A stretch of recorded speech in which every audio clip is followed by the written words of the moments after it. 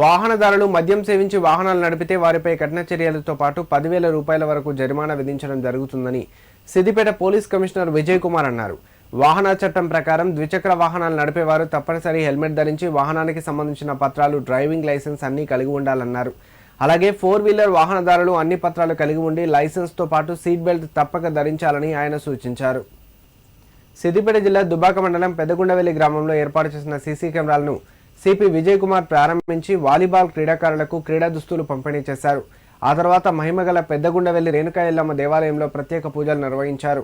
అనంతరం మీడియా సమావేశంలో మాట్లాడుతూ మద్యం సేవించి వాహనం నడపడం ద్వారా రోడ్లపై యాక్సిడెంట్లు జరిగి అమాయక పాదచారులు, వాహనదారులు అనవసరంగా తమ ప్రాణాలు పోగొట్టుకుంటున్నారన్నారు.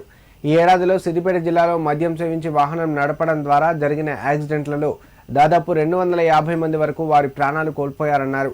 దీంతో పోలీస్ శాఖ ఈ విషయమై ప్రత్యేక శ్రద్ధ పెట్టి డ్రంక్ అండ్ డ్రైవ్లో పట్టుబడిన వారికి 2019లోనే 10,000 జరిమానా విధించాలని చట్టం ఉండడంతో దాన్ని అమలు పరుస్తున్నామని ఆయన తెలిపారు. కార్యక్రమంలో Dubbaka CI Srinivas, SI Keerthiraju, police సిబ్బంది, గ్రామస్తులు, దేవాలయ పాలకవర్గం పాల్గొన్నారు.